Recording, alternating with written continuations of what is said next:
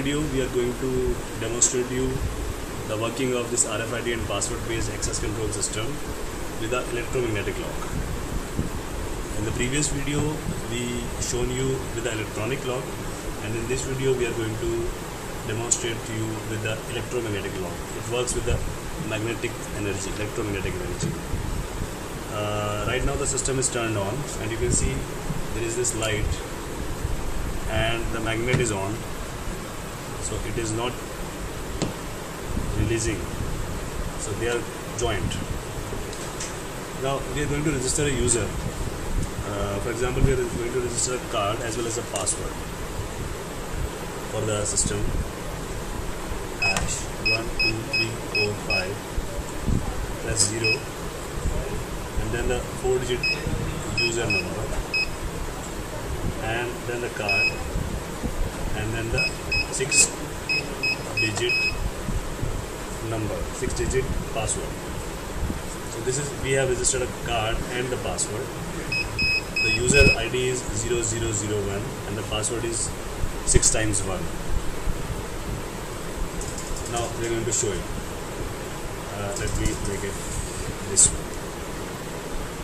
Now you can see the light, it's turning on, and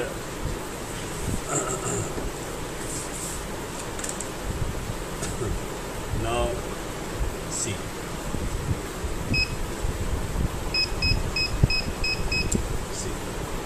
This is now releasing, and again after a few seconds the magnet is again working. So see again. 1 2 3 4 5 6. Now if I want to take it along, this is working. So now I'm going to register just a card. So I take a new card. Hash 1 2 3 4 5. Press 2. Now the 4-digit user number, and now the card. Done. Start.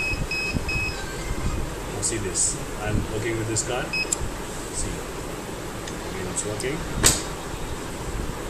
And now I'm going to register a password.